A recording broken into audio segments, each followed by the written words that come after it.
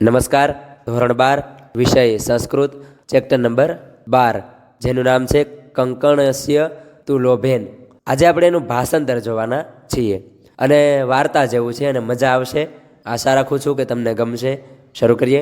હવે મહેલની છત ઉપર આરામથી બેઠેલા રાજકુમારો સામે આરંભ કરવાના આશ્રયથી પંડિતે કહ્યું, બુદ્ધિમાનનો સમય કાવ્ય અને શાસ્ત્રોના વિનોદમાં પસાર થાય છે. જે બુદ્ધિમાનો જે લોકો હોય છે તેનો જે સમય હોય છે ને તે કાવ્યો અને શાસ્ત્રો એટલે કે બધા શાસ્ત્રોને વાંચવામાં, વિનોદ એટલે આનંદમાં પસાર થાય છે. જ્યારે મૂર્ખ લોકો જે હોય છે તેનો સમય ઊંઘમાં, વ્યસનમાં અને ઝઘડામાં જ વીતે છે, એટલે કે પસાર થાય છે. જે મૂર્ખ લોકો હોય છે તેનો સમય ઊંઘમાં એટલે કે નીંદરમાં, સૂર્યોદય થાય પણ તો હુતા હોય, બરાબર ને, અને વ્યસનમાં એટલે જે વ્યસન કરે એમાં, અને ઝઘડામાં એટલે એનું આખું જીવન ઝઘડામાં પરવાયેલું હોય. એનો બધો સમય છે આ બધામાં વીતે છે. તેથી આપના મનોરંજન માટે કાગડા કાચબાની વાર્તા કહીશ. એટલે તમારા મનોરંજન માટે હું તમને કાગડા અને કાચબાની વાર્તાઓ જે છે તે કહીશ. બરાબર છે. રાજપુત્રો બોલ્યા, શ્રીમાન કહો. રાજપુત્રો જે હતા તે બોલ્યા, પંડિત જેમને કહો. બરાબર, એટલે વાર્તા કહો. પંડિતે કહ્યું, તમે બધા સાંભળો. પંડિતે કહ્યું કે તમે બધા સાંભળો. અત્યારે મિત્ર લાભનું પ્રકરણ રજૂ કરું છું. અત્યારે હું મિત્ર લાભનું પ્રકરણ રજૂ કરું છું. તેમાં પ્રથમ વાર્તા છે, જેમ કંકણના લોભથી અત્યંત મુશ્કેલથી બહાર આવી શકે તેવા કાદવમાં ડૂબેલા વાઘે પ્રાપ્ત થયેલ મુસાફરનું મૃત્યુ થયું. એટલે કે ભાઈજી કંકણના જે લાભથી મુસાફર છે તે લાલચમાં આવી ગયો અને ઊંડા ખાડામાં ખાપક્યો, કાદવમાં, અને તેના લીધે એનું મૃત્યુ થયું. એટલે વાઘે એને મારી નાખ્યો. બરાબર છે.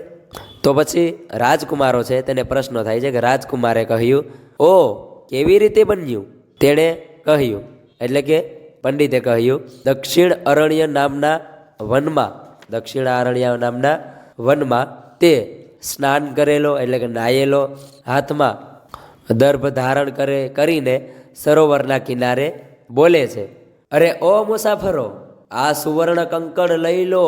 ત્યાર પછી લોભથી આકર્ષાયેલ કોઈક મુસાફરે મનમાં વિચાર કર્યો, આ તો ભાગ્યથી સંભવે છે, પરંતુ જ્યાં સ્વયં મને શંકા જન્મે એવી બાબતોમાં પ્રવૃત્ત ન થવું જોઈએ. બરાબર છે.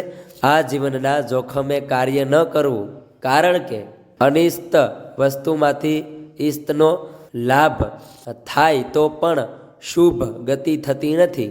તેમાં વિષનો સ્પર્શ થતો હોય તો પણ તે અમૃતનું અદ્ભુત કારણ બને છે. પરંતુ સર્વત્ર ધન કમાવાની પ્રવૃત્તિમાં જોખમ કરવું જ પડે છે. એટલે કે પ્રવૃત્તિ આપણે કંઈ કમાવું હોય તો જોખમ તો કરવું પડે, બરાબર ને, એટલે કે મહેનત તો કરવી પડે. અને તેમજ કહ્યું છે, જોખમ ખેડ્યા વિના માણસને કલ્યાણ દેખાતું નથી. અને જોખમ ખેડ્યા વિના, જે મહેનત કર્યા વિના માણસને કલ્યાણ એટલે કે કંઈ પણ વસ્તુ પ્રાપ્ત થતી નથી. પરંતુ જોખમ ખેડીને જો જીવતર રહે તો ક્યારેક કલ્યાણ જુએ છે. માટે જરા તપાસો. અને તે બોલ્યો, ક્યાં છે તારું કંકણ? એટલે મુસાફર બોલ્યો, ક્યાં છે તારું કંકણ? વાઘ હાથ ફેલાવીને બતાવે છે. મુસાફરે કહ્યું, મારી નાખવાના સ્વભાવવાળા એવા તારામાં કેવી રીતે વિશ્વાસ રાખવું?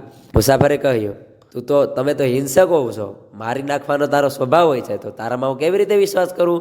વાઘે કહ્યું, અરે ઓ વટી માર્ગુ, સાંભળ.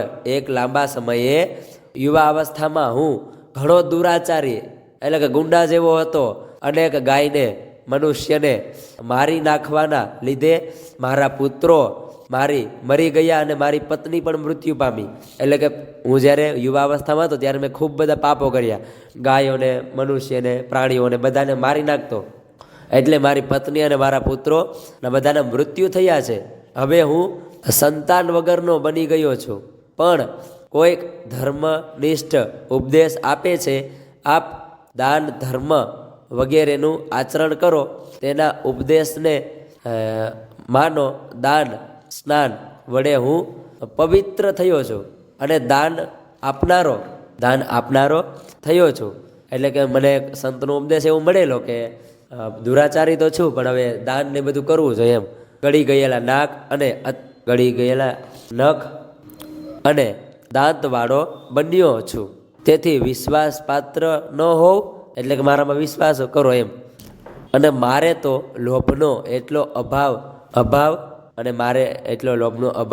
છે કે તેથી પોતાના હાથમાં રહેલું હોવન છતાં સુવર્ણ કંકણ તને આપવાની ઈચ્છા રાખું છું. તું અત્યંત દુર્દશાને પામેલો છે, તેથી તને આ કંકણ આપવાનો પ્રયત્ન કરું છું. તો અહીંયા સરોવરમાં પહેલાં તો સ્નાન કરી લે અને સુવર્ણ કંકણનો સ્વીકાર કરો, એવું બધું વાઘે કહ્યું. પછી તેના વચનથી પ્રસન્ન થઈને મુસાફર લોભને કારણે સ્નાન માટે સરોવરમાં પ્રવેશ્યો. જેવો તે ભાઈ ઊંડા કાદવમાં ખૂંપી ગયો.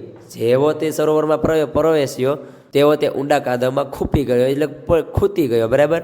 અને નાસી જવા માટે અસમર્થ થયો, એટલે કે ભાગી જવા માટે અસમર્થ થયો. તેને કાદવમાં પડેલો જોઈને વાઘ બોલ્યો, અરે તું ઊંડા કાદવમાં પડ્યો છે, તેથી હું તને ઊભો કરું છું, એટલે કે બહાર કાઢું છું. એમ કહીને ધીમે ધીમે તેની પાસે ગયો. એટલે કોણ ગયું? તો કે વાઘ ગયો. અને વાઘે મુસાફરને પકડી લીધો. અને મુસાફર મનમાં શું વિચાર કર્યો, ધર્મશાસ્ત્ર ભણે છે, કારણ એ નથી, તેમજ વેદોનું અધ્યયન કરે છે, તેને લીધે પણ નહીં. દુષ્ટોનો સ્વભાવ જ આ બાબતમાં આગળ જાય છે, જે વધી જાય છે.